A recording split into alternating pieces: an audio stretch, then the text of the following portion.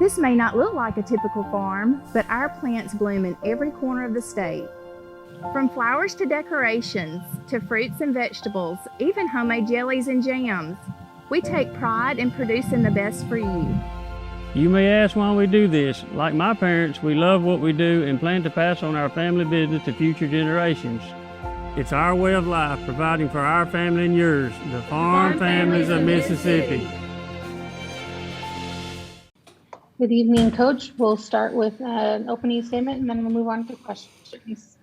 Man, what a college baseball game. I just walked in. I was telling some of the guys, you're going to look up in a couple of years and see all those guys pitching in the big leagues. Just some special arms, special competitors on both sides. Their guy was phenomenal tonight. But really proud of Will Bednar and Landon Sims, the way they pitch. And you got to tip your hat to Scott Foxhall, our pitching coach. I kept telling him before the game when we saw the wind, I said the best thing to do is just strike them out. And he was able to do that. And I really did make that comment, but he was our pitchers were phenomenal tonight. First up, Steve Robinson. I am having technical difficulties here. Hold on.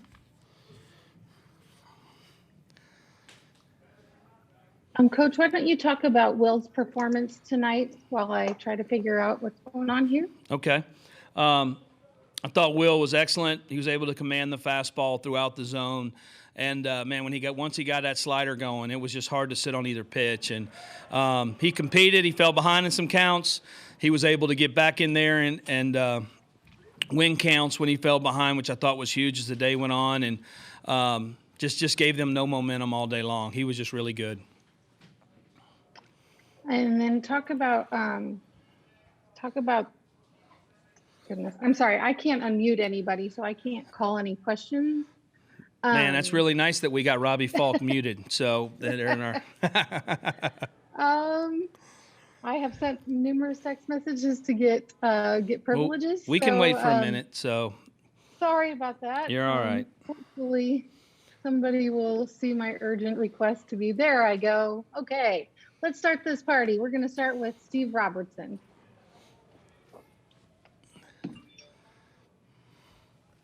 Steve, you're up.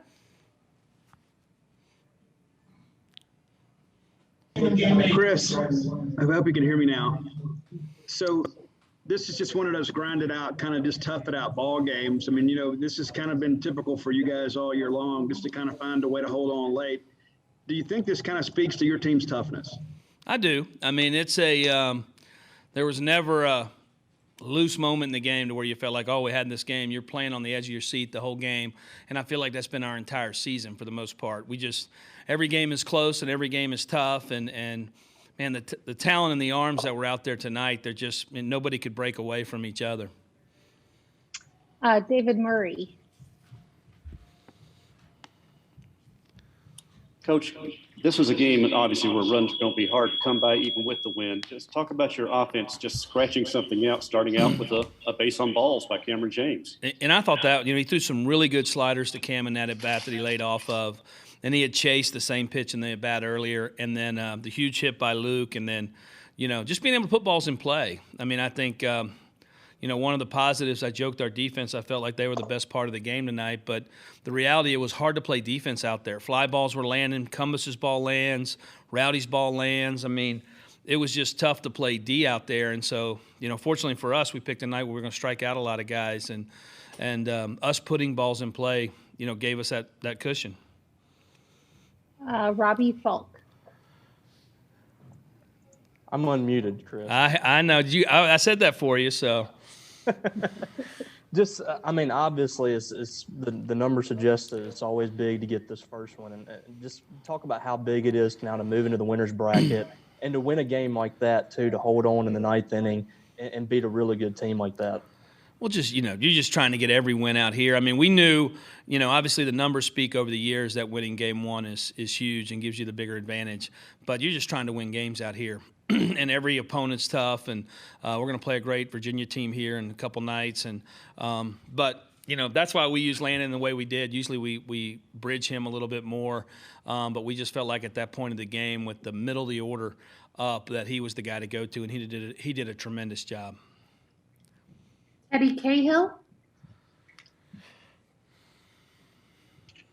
What kind of development have you seen from Bednar to be able to pitch deeper into the game as the season's going on? I know he wasn't fully healthy at the start of the season, but what's allowed him to get deeper in the game like he did tonight? Well, just early in the year, we had to get his arm in shape, and that was the biggest thing. Once his arm got in shape, he's pitched deep into a lot of games. In some games we didn't have to, so we felt like we could take him out and be okay. But he's one of the strongest players on our team if you put him in the weight room. So he has the ability to handle it, and he works. Phenomenal worker. So what he does off the field between the starts is what makes him have the chance to throw that many pitches. Joel Coleman. Chris, I think it was at fifth inning that Will was out there, and there was a beach ball or something, and as they got it, he didn't even budge. Like he didn't move a muscle on the mound. I mean, he was just locked in. You've seen him have several performances that were really, really good, but from a mental standpoint, I mean, did you notice something different? Was he just locked in, maybe more so than ever today? He was locked in. There's no doubt about it, just all night long. And, when he hit that groove about the third or fourth inning, he was as good as I've seen him. So I remember the pitch and the thing. I was hoping he would step off and just relax. But he was ready to pitch. And you got to be able to handle. We've talked all week about being highly focused. And I guess that's the epitome of being highly focused. He didn't come off that rubber, and he stayed locked in. But there's distractions out here. You got to handle things. And we did a really nice job tonight as a whole. John Sokoloff. Hey, Chris, John Sokoloff with WCBI in Columbus. I know you've been a part of a ton of games, and forget the combined strikeout record for both teams, but when was the last time you've been a part of a staff like yours that had that type of performance, and is that the best pitching performance you think you've seen your team have? Yeah, that's at the top of the list. I mean, I tell you, it was pretty impressive against a really good team. I mean, Texas is good. They've been hot lately. I grabbed Will after the game. I handed him a game ball, and I just told him, I said, man, that's one of the better performances ever here.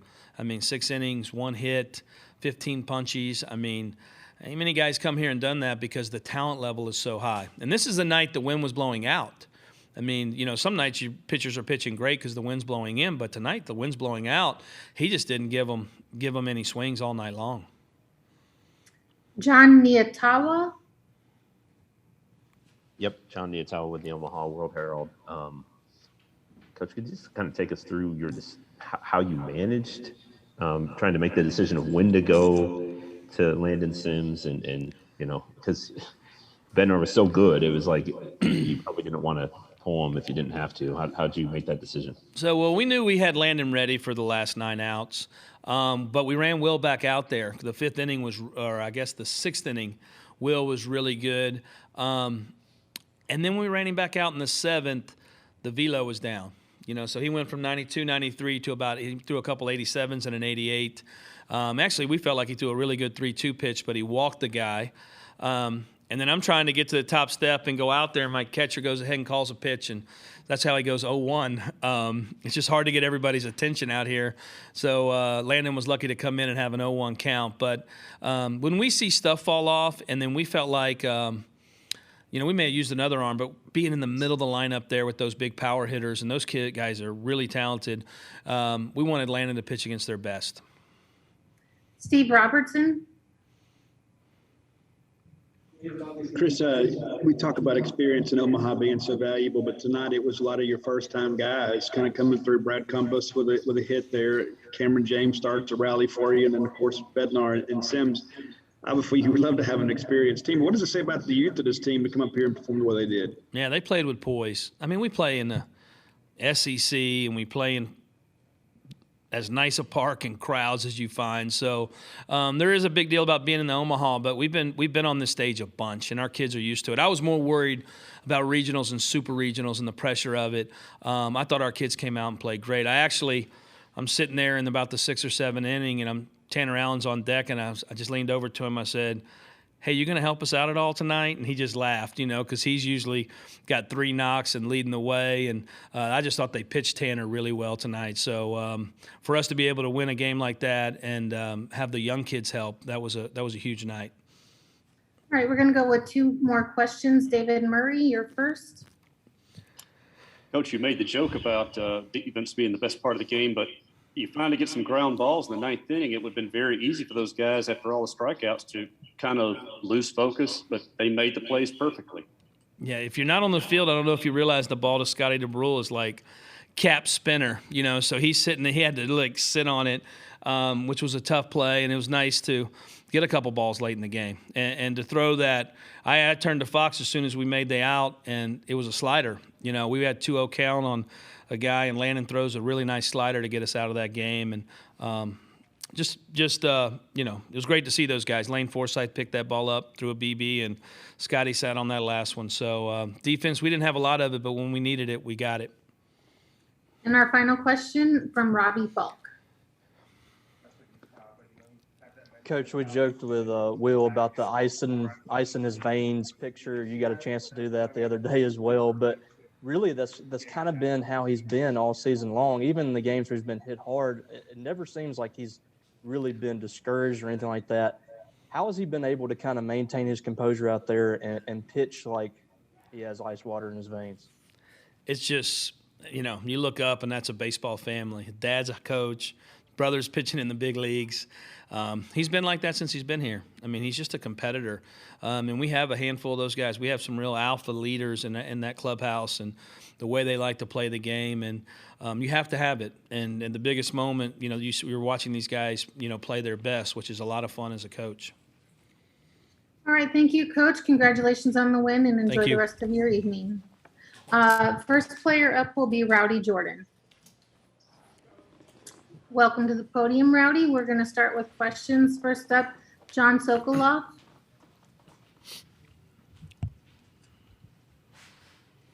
All right, there I am. So, Rowdy, I mean, what's it kind of like as a lineup when, you guys are going against a really good guy, not able to produce too much, but you see on the other end what Will and Landon was able to do? I mean, what's it kind of like from a lineup standpoint to kind of stay confident? Yeah, I mean, when you got someone like Ty going up there, commanding the zone, throwing really hard, 2 pitches, you just stay in there. You keep competing, and that's what we did tonight. And we put up a good inning, got 2 runs, and it was enough to win the game. Okay, moving on, we'll go to John Niatawa. Oh, I'm sorry. John Niatawa, you should be unmuted. There you go. Yeah, I'll go ahead. John Niatawa with the World Herald. I mean, this game, as strong as your pitchers performed, it seemed like you just couldn't quite pull away from Texas. How much tension did you feel in trying to just sort of put them away and kind of gain some cushion in this one? It seemed like a pretty intense game. I wouldn't say we were tense up there. I just, you're going against a guy that, is going to be a top 15 pick in, 3 weeks. So I think, the mindset for us was just keep going out there, competing, putting together good at-bats. And, obviously you want to extend the lead, but, it didn't happen. So, you just flip on to defense and play good D, and that's what we did. Eric Olson. Yeah, Eric Olson with the Associated Press. You're accustomed to seeing your pitchers strike out a lot of batters. I think you guys might have tied the Division I record tonight for a season, but this was a little bit extra tonight. What did you see from your vantage point as you're watching this thing unfold with Will? Just competing, get ahead with the fastball, throwing a slider for a strike. And I think that's the biggest thing when you're up there and they don't know what's coming. It's just really tough to hit. You got a guy outside corner, inside corner, 94, 95, then throwing a slider up there. It just keeps the other team off balance, and that's what I saw from center. And just staying in there, getting even in tough counts, they stayed in there and competed. Joel Coleman. Rowdy, you kind of touched on it just a second there, but you've seen Will from center field a lot, this year and last year and stuff. But did his stuff just look different tonight? Was there a little extra bite to it? I mean, what does it look like standing out there? What did his, repertoire look like from your vantage point? I don't know. It seems like every time I'm in center, there's a bunch of bites to the ball. So I don't know. I guess he was ahead in the count more. Pitching in and out, more effectively than he has in, previous starts, I reckon. That's the biggest thing. He's always got good stuff, and tonight it really showed. Steve Robertson. Rowdy, you've been in this position before. All 3 times you've been to Omaha, you won game 1. So based on those experiences, how do you keep these young guys kind of locked in and focused and win the bracket? Right. Yeah, that's going to be, something we talk about. This is our 3rd trip to Omaha, winning all 3 games on opening night, and then coming up short 2 years in a row. So I think, you celebrate a little bit, but then you put it behind you. And that's what we're going to tell the younger guys. I say, look, guys, we've been here and we didn't get it done, so let's just keep playing good. All right, we'll go 2 more questions. Eric Olson.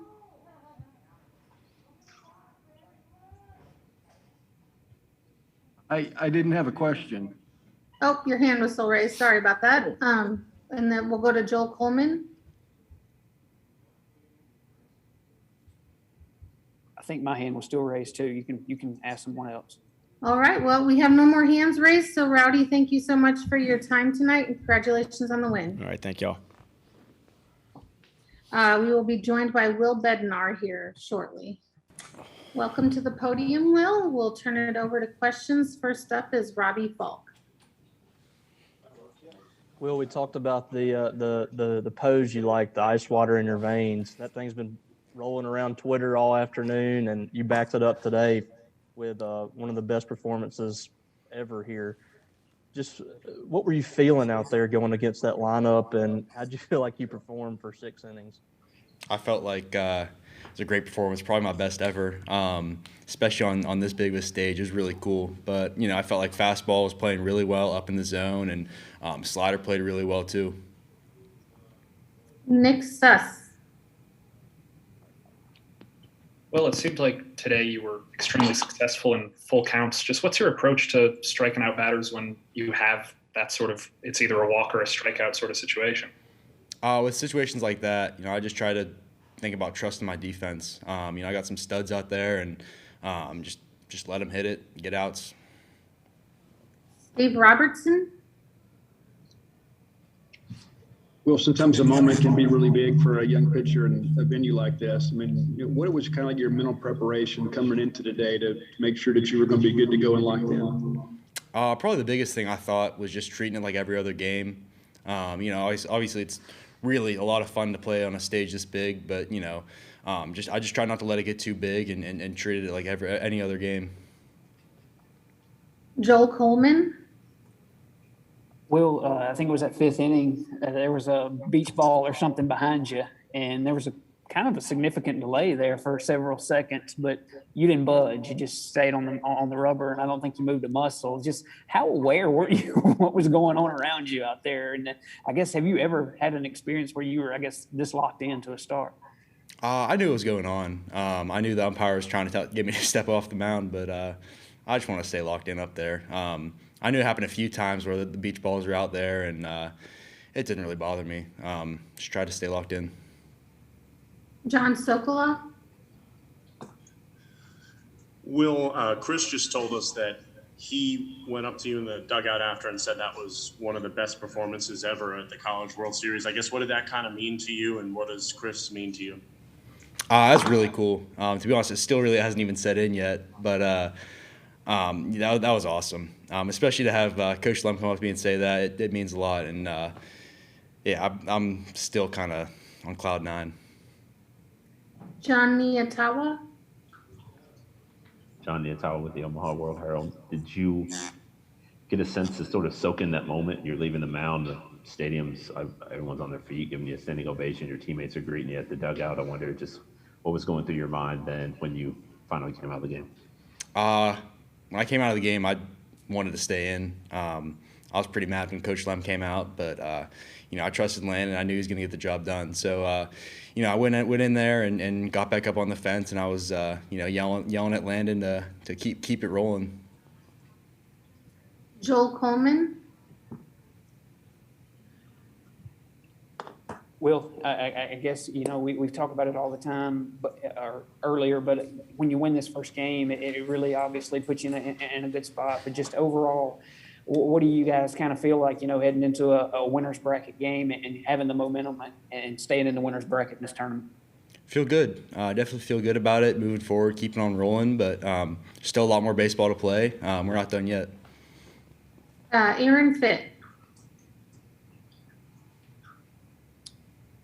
Will, I know maybe over the last couple of weeks it's been a little up and down for your last few outings. Just curious if there's anything in particular you were working on between starts or any adjustments that you made in your prep heading into this one.